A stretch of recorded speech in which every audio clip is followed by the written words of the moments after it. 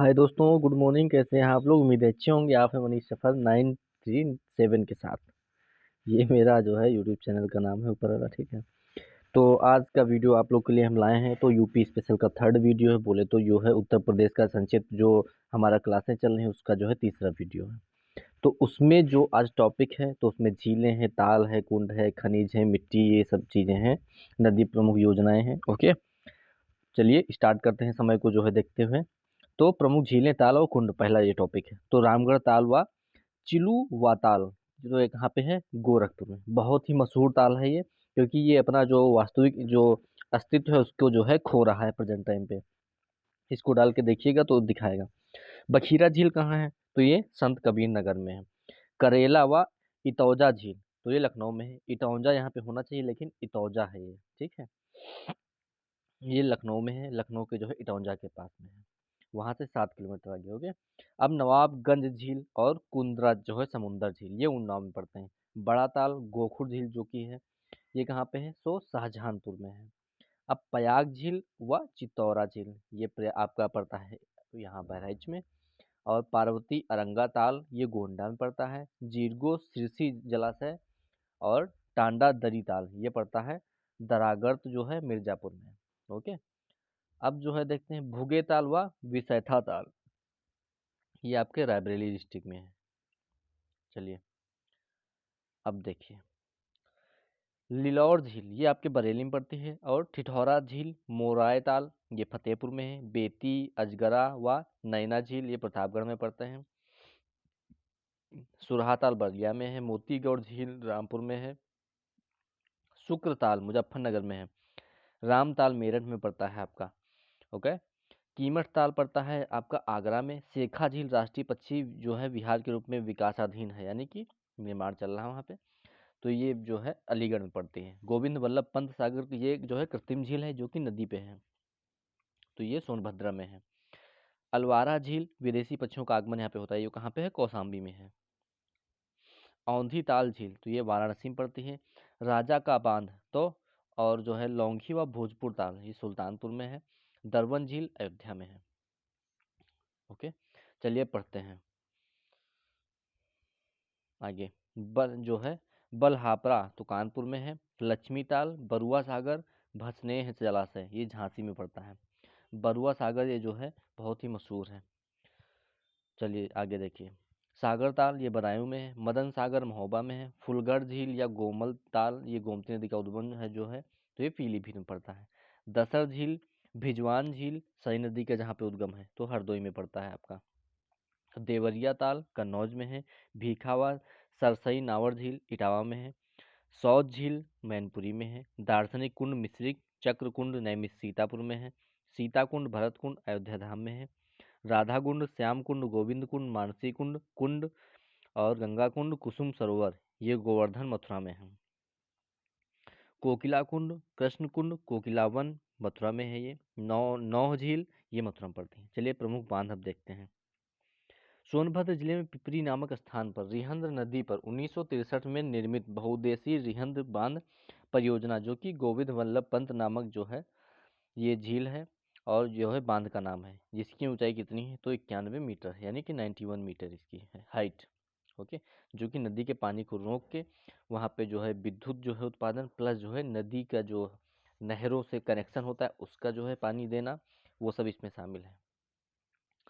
ललितपुर में बेतवा नदी पर उत्तर प्रदेश व मध्य प्रदेश की 1975 में निर्मित संयुक्त राजघाट बहुउद्देशीय बांध परियोजना की ऊंचाई है तो कितनी? 44 लगभग की 43.8 मीटर। ओके, ललितपुर में बेतवा नदी व मध्य प्रदेश की 1958 में निर्मित संयुक्त माता टीला बहुउद्देशीय बांध परियोजना की ऊंचाई 35 मीटर। ये बहुत इंपॉर्टेंट है, माता टीला बांध बहुत ज्यादा पूछता है। ओके, सोनभद्र में कन्हार नदी पर स्थित कन्हार बांध की ऊंचाई कितनी है? तो 39.9, यानी कि लगभग 40 मीटर। मिर्जापुर जिले में जीरगो नदी पर 1958 में बने जीरगो बांध की ऊंचाई कितनी है? 30 मीटर। बहराइच में सरयू नदी पर सरयू बांध बनाया जा रहा है, तो किस पे? सरयू नदी पर। ये अभी बना नहीं लेकिन बनाया जा रहा है। ओके, अब सिंचाई और पेयजल को देखते हैं। सकल सिंचाई क्षेत्र कितना है? तो यूपी में तो 209.65 लाख हेक्टेयर। शुद्ध सिंचित क्षेत्र कितना है, तो 2015-16 के डेटा के अनुसार 143.89 लाख हेक्टेयर। कुल सृजित सिंचन जो है क्षमता कितनी है, तो 367.00 लाख हेक्टेयर, यानी कि सिंचित प्लस असिंचित दोनों को मिला के ये बताया गया है। चलिए, सिंचन जो है क्षमता का कुल उपयोग कितना है, तो 246.93 लाख हेक्टेयर। ओके, कुल शुद्ध सिंचाई में नलकूप का जो है इसमें सिंचाई का परसेंटेज कितना है, तो लगभग 71%, यानी कि 70.8%, जो कि ऑल इंडिया में सबसे ज़्यादा है। ये भी याद रखना पॉइंट। कुल जो है शुद्ध सिंचाई में नहर का जो है कितना परसेंटेज है, तो 17.2। कुएं का जो है कितना परसेंटेज है, तो 10.2। कुल सिंचाई में तालाब, झील या पोखर का कितना है, तो 1.3। अन्य साधनों का है 0.5। चलिए, नलकूप, कुआं, तालाब आदि आते हैं तो लघु सिंचाई साधन में आते हैं, लघु सिंचाई के अंतर्गत। ओके, और नहर, बांध आते हैं तो ये मध्यम व बृहद सिंचाई के अंतर्गत आते हैं। देश में लगभग 78% सिंचाई की जाती है तो निजी लघु सिंचाई संसाधनों से। अब निजी लघु सिंचाई संसाधन क्या होते हैं, तो जैसे कि ये ट्यूबवेल से हो गया, किराए के जो है ट्यूबवेल होते हैं, नलकूप होते हैं, कुएं होते हैं, तालाब होते हैं, उनसे। ठीक है, जो कि निजी तौर पर होते हैं, जिन लोगों के, सरकारी वो नहीं होते हैं। चलिए, तालाबों, पोखरों आदि से सिंचाई के लिए प्रयुक्त प्राचीनतम तकनीकी है तो कौन सी, बेड़ी है, ढैंकची है, और जो है आपकी जैसे पहले चरसा वगैरह आते थे वो सब। ठीक है, चलिए, कुओं से सिंचाई के लिए प्रयुक्त प्राचीन तकनीकी है तो कौन सी है, रहट हो गया, जो कि चमड़े के उससे बनता था, एक 50 लीटर का लगभग एक रहता था झोले जैसा। वासर हट हो गया, बलदेव बाल्टी हो गई, इसमें एक चेन में बाल्टी जो है बांधी जाती थी एक दूसरे के पीछे, अब वो जो है चलता रहता था परमानेंट। ढेंकली हो गया, ढेंकली जो है क्या, एक कढ़ाई की तरह होता था, उसमें दो तरफ पकड़ने वाले जो है रॉड लगे होते थे। चलिए, चरसा एक होता है, मायादास बाल्टी हो गई, ठीक है, और मायादास लिफ्ट आदि। चलिए, प्रदेश में तालाबों और पोखरों से सिंचाई का सर्वाधिक प्रचलन है तो बुंदेलखंड क्षेत्र में है। प्रदेश में कुओं से सिंचाई का सर्वाधिक प्रचलन है तो मध्यवर्ती क्षेत्र में है। प्रदेश के जो है नलकूप सिंचाई कब स्टार्ट हुई थी, तो 1930 से मेरठ में पहली बार। प्रदेश में सिंचाई का सबसे बड़ा साधन है तो नलकूप है। प्रदेश में नलकूपों की गहनता सर्वाधिक है तो पश्चिमी यूपी में, यानी कि पश्चिमी भाग जो संभाग है जो है मेरठ साइड का, वहाँ पे। प्रदेश में सिंचाई हेतु पहला कार्यालय 1823 में खोला गया, कहाँ, सहारनपुर में। उत्तर प्रदेश सिंचाई विभाग कुल जो है कि नहरें कितनी हैं, तो जो है 74,975 किलोमीटर, इनकी जो है टोटल लंबाई। प्रदेश में सबसे पुरानी नहर है तो पूर्वी यमुना नहर, जो कि शाहजहां द्वारा बनवाई गई थी 1631 में। पूर्वी यमुना नहर को अंग्रेजों द्वारा खुदवाया गया तो कब, 1830 में। प्रदेश की सबसे बड़ी नहर प्रणाली कौन सी, शारदा नहर, जो कि बनी थी 1928 में, जिसकी लंबाई है 12,368 किलोमीटर। हरिद्वार से निकलने वाली ऊपरी गंगा नहर का निर्माण कब हुआ था, तो 1854 में हुआ था। प्रदेश में नहरों का सर्वाधिक विस्तार है तो पश्चिमी यूपी में। प्रदेश में सर्वाधिक नहर सिंचित क्षेत्र है तो पश्चिमी यूपी में है। प्रदेश में सर्वाधिक लंबाई यानी नहरें हैं तो रायबरेली में, यानी सबसे ज़्यादा लंबाई में नहरें हैं रायबरेली डिस्ट्रिक्ट में। दिल्ली के पास यमुना के दाहिने से निकलने वाली नहर है तो आगरा नहर। यूपी, हरियाणा, दिल्ली और राजस्थान में सिंचाई होती तो आगरा नहर से। सहारनपुर के पास यमुना में सिंचाई व बैराज, जिसे अब ताजेवाला बैराज कहते हैं, हथनी कुंड बैराज है। ओके, यूपी, हरियाणा, हिमाचल, राजस्थान, दिल्ली संयुक्त बैराज है, हथनी कुंड बैराज जिसको बोलते हैं। शारदा यानी काली नदी से बनवासा, चंपावत से निकलने वाली शारदा नहर सिंचाई होती है तो कहाँ, उत्तर प्रदेश व उत्तराखंड में होती है। रामगंगा नदी से कालागढ़ यानी पौड़ी से निकलने वाली रामगंगा नहर सिंचाई होती है तो कहाँ, उत्तर प्रदेश व हरियाणा जो है उत्तराखंड में। ओके, गंडक नदी से नेपाल से निकलने वाली गंडक नहर सिंचाई होती है तो कहाँ, यूपी, बिहार में। पन्ना जो कि मध्य प्रदेश में स्थित केन नहर परियोजना है तो यूपी मध्य जो है एमपी की संयुक्त परियोजना है। शहडोल मध्य प्रदेश में सोन नदी पर बनी बाण सागर परियोजना है तो यूपी, मध्य प्रदेश और बिहार की संयुक्त परियोजना है। चलिए, अगला पॉइंट है, मिर्जापुर और प्रयागराज में सिंचाई की जाती है तो बाण सागर परियोजना से। 1977-78 में निर्माणाधीन सरयू नहर परियोजना को राष्ट्रीय परियोजना घोषित किया गया तो सन 2012 में। ग्रेटर नोएडा में चलाई जा रही गंगा जल परियोजना है तो पेयजल हेतु। यमुना पर मथुरा में गोकुल बैराज व आगरा में आगरा बैराज बनाए गए हैं तो पेयजल हेतु बनाए गए हैं। गंगा पर कानपुर में लवकुश बैराज बनाया गया है तो पेयजल पानी हेतु। लखनऊ में गोमती नदी में गोमती बैराज बनाया गया तो पेयजल एवं जल स्तर हेतु। राज्य में मुख्यमंत्री लघु सिंचाई योजना चलाई जा रही है 2020-21 से। सिंचाई व भूगर्भ जल रिचार्ज हेतु 2008 से 9 से चेक डैम निर्माण योजना तो बुंदेलखंड से क्षेत्र में जो है। ओके। आर्टिजन वेल यानी कि पाताल तोड़ कुआं योजना चलाई जा रही है तो बुंदेलखंड क्षेत्र में। पठारी व अर्ध पठारी ब्लॉकों में डॉक्टर राम मनोहर लोहिया सामूहिक नलकूप योजना चलाई जा रही है 2011-12 से। भूजल स्तर में सुधार व सिंचाई हेतु खेत तालाब योजना चल रही है तो बुंदेलखंड क्षेत्र में। प्रदेश में ड्रिप व स्प्रिंकलर सिंचाई से जो है कहाँ पे सिंचाई की जाती है तो ज़्यादातर बुंदेलखंड क्षेत्र में। उसका कारण क्या है? क्योंकि वहाँ पानी की कमी है। अब भूगर्भ देखते हैं। राज्य के ग्रामीण व नगरीय क्षेत्रों में भूगर्भ जल स्तर के मापन हेतु स्थापित किए गए हैं तो हाइड्रोग्राफ स्टेशन, जो कि आपकी नमी जो है बताते हैं। ओके। वर्तमान में भूजल की दृष्टि से प्रदेश के अतिदोहित व क्रिटिकल ब्लॉक हैं तो 113 जो है अतिदोहित और जो है 59 क्रिटिकल ब्लॉक है। भूजल समस्या से ग्रस्त राज्य में शहर हैं कितने तो 22 2019 के डेटा के अनुसार। अपनी भूमिगत जल क्षमता का सर्वाधिक दोहन करने वाला जिला कौन है? प्रतापगढ़। राज्य में रेन हार्वेस्टिंग व रिचार्ज नीति लागू की 2001 में। रेन हार्वेस्टिंग व रिचार्ज ये जो है आपका जल से ही जो है मैनेजमेंट करना होता है तो उसके ऊपर है। जल में जल प्रबंधन का नियामन जो है प्राधिकरण कब गठित हुआ तो 2010 में। राज्य में भूजल दिवस मनाया जाता है 10 जून को। राज्य में भूजल सप्ताह मनाया जाता है तो 16 से 22 जुलाई। चलिए अब देखते हैं ऊर्जा संक्षिप्त की। उत्तर प्रदेश राज्य विद्युत परिषद का गठन कब किया गया तो 1959 में।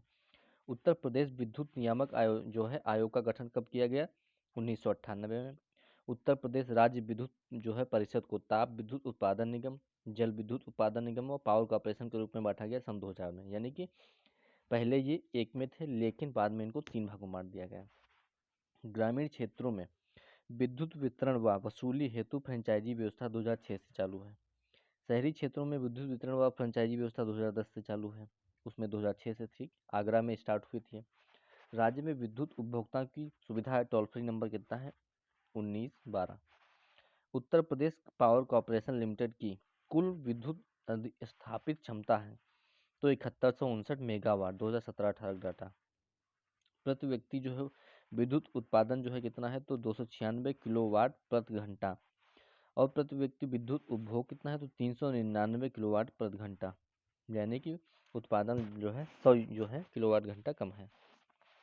चलिए राज्य में जो है पूर्ण रूपेण विद्युतीकृत गांवों की संख्या कितनी? 97,814। राज्य में एकमात्र परमाणु विद्युत केंद्र कहाँ पे है तो नरौरा बुलंदशहर में, जो कि बहुत पुराना है। जो कि आपके किसके सहयोग से बना था तो जो है ये विदेशी जो थे उनके सहयोग से। भारत में जो है जितने भी हैं तो परमाणु जो केंद्र है तो फ्रांस और रूस की सहायता से बने हैं, ये भी याद रखना। प्रदेश के अविद्युतीकृत घरों को 2019 में जो है संयोजित करते हुए सभी को 24 घंटे बिजली सप्लाई देने हेतु केंद्र व राज्य के बीच 14 अप्रैल 2017 को जिस मसौदे पर हस्ताक्षर हुए थे तो कौन सी पावर जो है थी तो 24/7 पावर फॉर ऑल।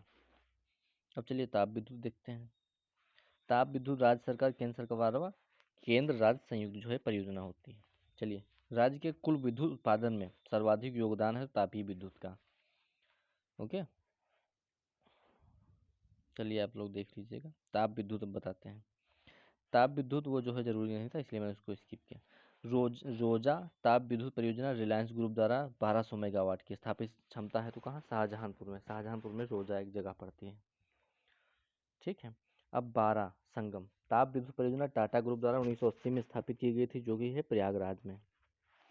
ललितपुर ताप विद्युत परियोजना बजाज ग्रुप द्वारा 1980 में स्थापित थी ललितपुर में। ओके, अब जल विद्युत देखते हैं।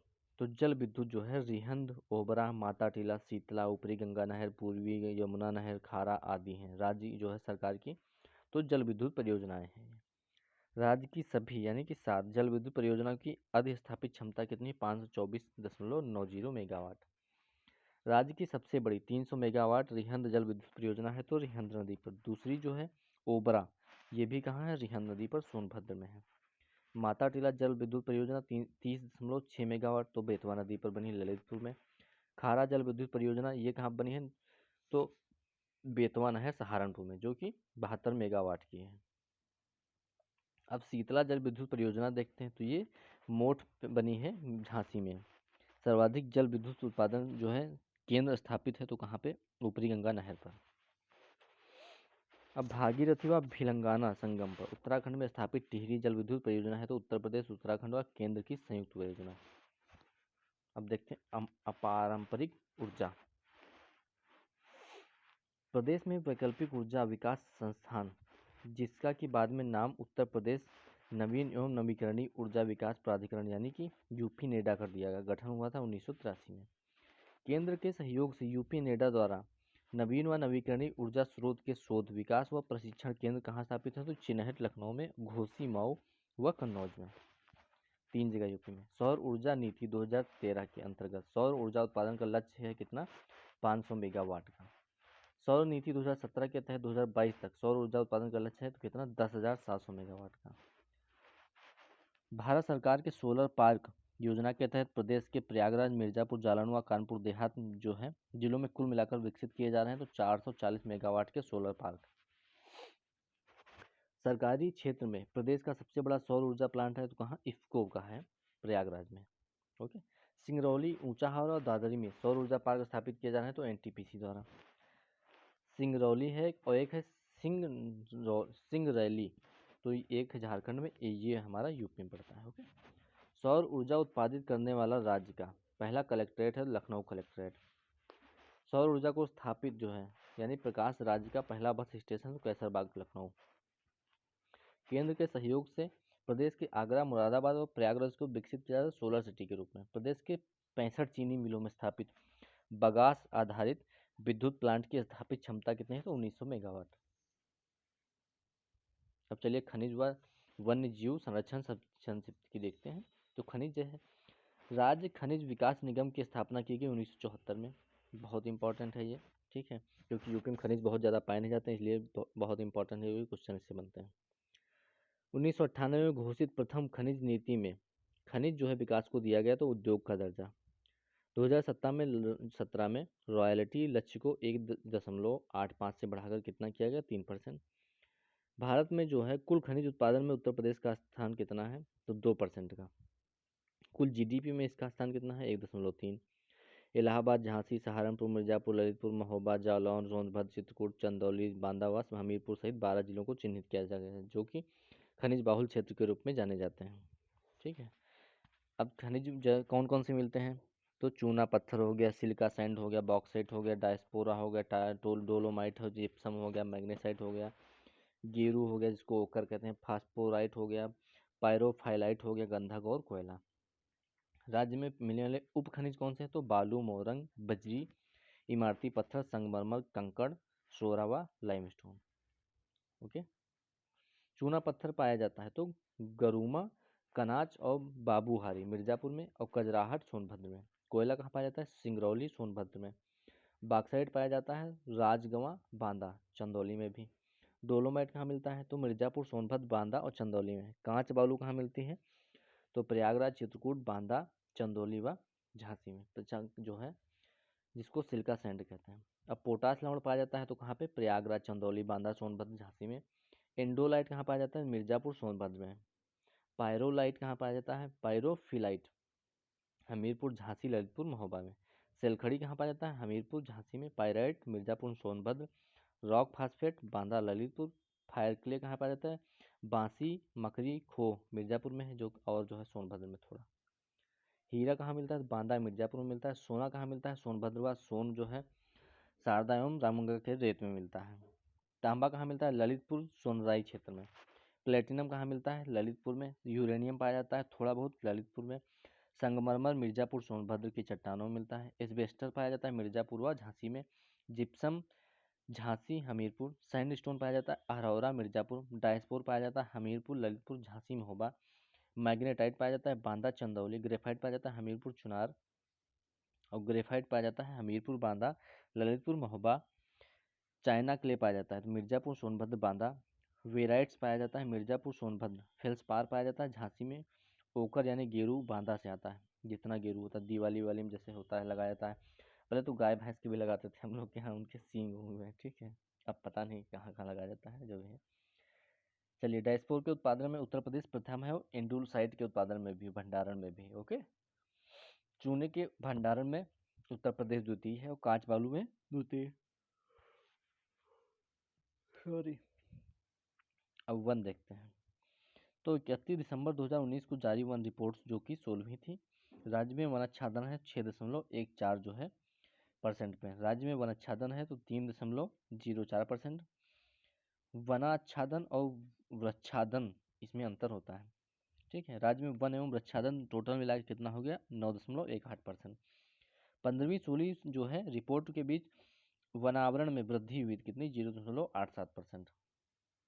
और वृक्षावरण में तो 100 वर्ग किलोमीटर की। कुल वन आच्छादन में खुला, मध्यम, सघन और अति वन सघन है क्रमशः। तो खुला जो है वन आच्छादन कितना है, तो 54 जो है 0.77, और मध्यम कितना है 27.55, और अति सघन कितना है 17.7। राज्य के कुल क्षेत्रफल में रिकॉर्डेड वन क्षेत्रफल कितना है, 6.88। कुल रिकॉर्डेड वन क्षेत्रफल में आरक्षित वन कितने हैं, तो 72.79। कुल रिकॉर्डेड वन क्षेत्र में संरक्षित कितने हैं, तो 6.98। रिकॉर्डेड वन क्षेत्र में अवर्गीकृत कितने हैं, तो आपके पड़ते हैं 20.23। झाड़ियाँ कितनी है, तो 0.22% पे। सर्वाधिक अतिसघन वन क्षेत्रफल वाला जिला कौन सा है, लखीमपुर खीरी है। सर्वाधिक खुले वन क्षेत्रफल वाला जिला है सोनभद्र। सर्वाधिक वन क्षेत्रफल वाला जिला है सोनभद्र। सर्वाधिक वन क्षेत्रफल वाले 4 जिले सोनभद्र, खीरी, पीलीभीत और मिर्जापुर। सबसे जो है कम जिसमें है तो भदोही में 3 वर्ग किलोमीटर केवल। सबसे कम वन क्षेत्रफल वाले 4 जिले भदोही, मऊ, संत कबीरनगर व मैनपुरी। सर्वाधिक वन प्रतिशत वाला क्षेत्र सोनभद्र जिसमें 37% पे जो है वन पाया जाता है। सर्वाधिक वन प्रतिशत वाले जिले सोनभद्र, चंदौली, पीलीभीत व मिर्जापुर। सबसे कम वाले पे जो है भदोही 0.3% पे। सबसे कम वन प्रतिशत वाले जिले तो जो है 4 भदोही, मैनपुर, देवरिया और मऊ। सामान्य राज्य में पाए जाते हैं तो उष्णकटिबंधीय वन। राज्य का पहला वन ग्राम है तो बेलहत्थी ग्राम सोनभद्र। अब वन उत्पादन देखते हैं तो कत्था बनाया जाता है तो खैर वृक्ष से। बीड़ियाँ बनाई जाती है तेंदू पत्ते से। माचिस की तिल्ली व डिब्बी बनाई जाती है सेमल, अर्जुन व गुरेल वृक्ष से। पत्तल व दोने बनाए जाते हैं तो साखू, पलाश व महुए के पत्ते से। कुर्सी, मेज व छड़ी बनाई जाती है बेंत पौधे से। हरण व बहेड़ा औषधियाँ मिलती हैं तो किससे, हरण व बहेड़ा जो है पौधे से। चूड़ियाँ व खिलौने बनाए जाते हैं लाख से। तारपीन तेल व विरोजा प्राप्त होता है तो चीड़ वृक्ष से। ओके, ये कुछ इंटरेस्टिंग फैक्ट हैं। अब वन विकास परियोजनाएं देखते हैं। उत्तर प्रदेश में निजी वन अधिनियम लागू हुआ था 1948 में। सामाजिक वानिकी शब्द का सर्वप्रथम प्रयोग किया गया था 1967 में, सॉरी। प्रदेश में सामाजिक वानिकी योजना शुरू हुई थी तो 1979 से 1980 में। राज्य में चलाए गए सामाजिक वानिकी योजना में वह वृक्ष जो हैं भूमि के लिए घातक होते हैं तो पारिस्थितिकी आतंकवादी जिससे होते हैं तो किसको बोला गया है, यूकेलिप्टस को। उत्तर प्रदेश वानिकी परियोजना चलाई जा रही तो मार्च 1998 से। प्रदेश में 2010 से सहभागी वन प्रबंधन योजना चलाई जा रही तो जापान के सहयोग से। तो जो है ये ग्राम वन घोषित किया गया तो किसको, बेलहत्थी सोनभद्र को, इसी योजना के तहत। प्रदेश में हरित पट्टी विकास योजना चल रही 2012-13 से। प्रदेश के 48 जिलों में वृक्षारोपण विस्तार योजना जो संचालित है तो 2007-8 से। राज्य के कुछ चयनित जिलों में टोटल फॉरेस्ट कवर योजना संचालित है 2014-15 से। वन्य जीव संरक्षण देखते हैं। देश में सर्वप्रथम वन्य जीव परिरक्षण संगठन की स्थापना 1956 में उत्तर प्रदेश में हुई थी। वन्य जीव प्रशिक्षण केंद्र लखनऊ और इटावा में है जो कि निर्माणाधीन है। वन्य जीव सुरक्षा सप्ताह मनाया जाता है तो 1 से 7 अक्टूबर को प्रतिवर्ष।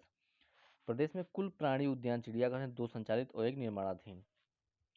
नवाब वाजिद अली प्राणी उद्यान है लखनऊ में, और एलन फॉरेस्ट प्राणी उद्यान है कानपुर में। शहीद अशफाकुल्ला प्राणी उद्यान है गोरखपुर में जो कि निर्माणाधीन है। लखनऊ और कानपुर प्राणी उद्यानों में स्थापित किया गया तो तितली पार्क भी है। भारत का प्रथम रात्रि वन्यजीव पार्क यानी नाइट सफारी है ग्रेटर नोएडा में। लायन सफारी कहाँ, जो है राष्ट्रीय चंबल अभ्यारण्य इटावा में। एलिफेंट सफारी है राष्ट्रीय चंबल अभ्यारण्य इटावा में। तेंदुआ, लकड़बग्घा, भालू व हिरण सफारी पार्क है तो राष्ट्रीय चंबल अभ्यारण्य। हाथियों के पुनर्वास हेतु रेस्क्यू सेंटर कहाँ है, चंबल में ही है।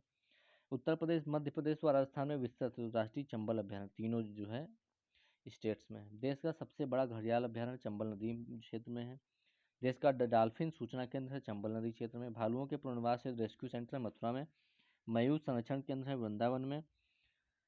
राज्य में पाई जाने वाली पक्षियों की प्रजातियां हैं 500 से अधिक। सर्वाधिक प्रजातियों की पक्षी जो है मिलते हैं तो राष्ट्रीय चंबल अभ्यारण्य में। प्रदेश में राष्ट्रीय उद्यान है तो एक, जो कि दुधवा खीरी 1970 में घोषित हुआ था। प्रदेश का प्रथम टाइगर रिजर्व जो है बाघ अभ्यारण्य दुधवा है, 1987 में घोषित हुआ था। दूसरा टाइगर रिजर्व जो है अमनगढ़ बिजनौर है, ठीक है, 2012 में कार्बेट के बफर जोन के रूप में घोषित हुआ था। तीसरा टाइगर रिजर्व पीलीभीत जो कि 2014 में घोषित हुआ था। तो 3 टाइगर रिजर्व है यूपी में, याद रखना। पहला कौन सा है? दुधवा, तीसरा अमनगढ़, चौथा पीलीभीत। अब बारहसिंघा की दुर्लभ प्रजातियां शेरवन, डुआलिसी व डिस्पिस हेयर पाई जाती हैं दुधवा राष्ट्रीय उद्यान में। अलीगढ़ का भावाना क्षेत्र, इलाहाबाद का मेजा कोरामा क्षेत्र प्रसिद्ध है तो काले हिरण के लिए। वाराणसी से गंगा के 7 किलोमीटर क्षेत्र को 1989 में घोषित किया गया था कछुआ अभ्यारण्य। राज्य को इको टूरिज्म पॉलिसी घोषित की गई 2014 में। कुकरेल जो है स्थित, जो कि लखनऊ में है। घड़ियाल पुनर्वास केंद्र 2016 में घोषित किया गया था तो जैव विविधता विरासतीय स्थल के रूप में। पर्यटन सुविधा युक्त टाइगर रिजर्व है दुधवा नेशनल पार्क, जिसको अब दुधवा टाइगर रिजर्व भी कहते हैं। प्रदेश में बाघों की संख्या कितनी है? तो 117 जो है थी 2014 में, 173 हो गई 2018 में, यानी 4 साल में बाघ बढ़े अच्छे खासे। प्रदेश में तेंदुए जो है कितने हैं? तो 194। प्रदेश में गंगेय डॉल्फिन कितनी हैं? तो 1263। वन विभागीय वन्य जीव विहार देखते हैं।